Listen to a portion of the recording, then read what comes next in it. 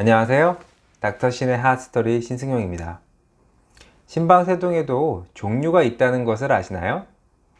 오늘은 심방세동의 분류에 대해서 알려드리겠습니다. 지난번에 말씀드린 것처럼 심방세동에 두 가지 요소 잊지 않으셨죠?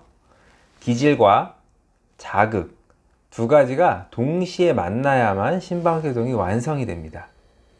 심방세동의 기질, substrate는 노화, 고혈압, 비만, 스트레스, 운동 부족과 같은 위험인자들이 오랜 시간에 걸쳐서 심장 근육을 망가뜨리면서 점차 늘어납니다.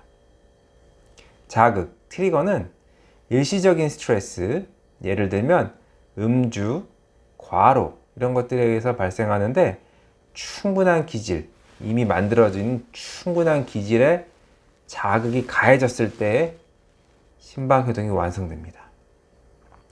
그런데 기질적인 변화가 심하지 않은 상태에서는 심방세동 발작이 길게 유지되지 못하고 곧 멈추게 됩니다.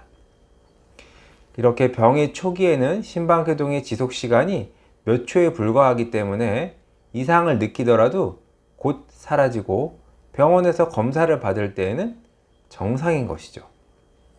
이런 식으로 심방세동 발작이 생겼다가도 저절로 사라지는 경우에 발작성 심방세동이라고 합니다. 반면 심방세동이 발생해서 일주일 이상 멈추지 않고 계속 지속되거나 멈추게 하기 위해서 특별한 투약이나 처치가 필요한 경우에 지속성 심방세동이라고 합니다. 일반적으로 발작성 단계인 경우에는 기질과 자극의 양이 적기 때문에 일찍 치료를 하게 되면 반응이 좋습니다. 그러나 맥이 정상맥에서 심방세동으로, 심방세동에서 정상맥으로 변화될 때 갑작스러운 변화에 따른 증상을 느낄 수 있어서 주관적인 증상은 오히려 심한 경우가 많습니다. 하루에도 몇 번씩 그런다고 얘기를 하시죠.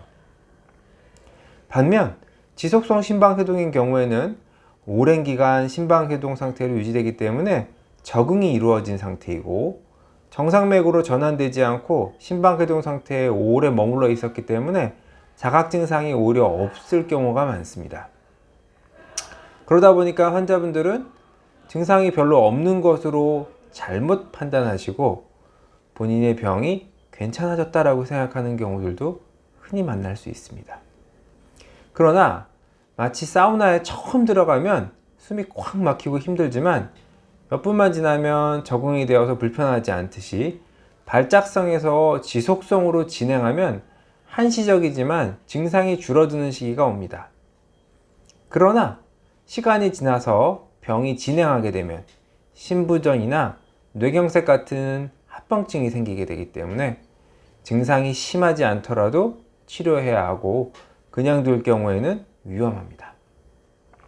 마치 사우나에 어느 정도 있을 때는 편안하고 좋지만 오래 있으면 땀이 많이 나고 지치고 힘들어지고 결국엔 쓰러질 수도 있고 또 이게 불편한 줄 모르고 있다가도 문을 열고 밖으로 나오게 되면 시원하고 편안해진 후에야 본인의 이전 상태가 불편한 상태였다는 것을 그제서야 알게 되는 것이죠. 그래서 심방세동을 가지고 있지만 증상이 없다고 하시던 환자분들 중에도 오래전에 잃어버렸던 정상맥을 찾은 것 같다 라고 치료 후에야 말씀하시는 분들이 많습니다.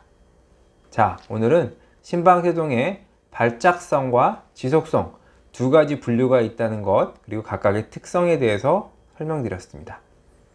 오늘도 건강하시고요. 다음에 또 뵙겠습니다. 감사합니다.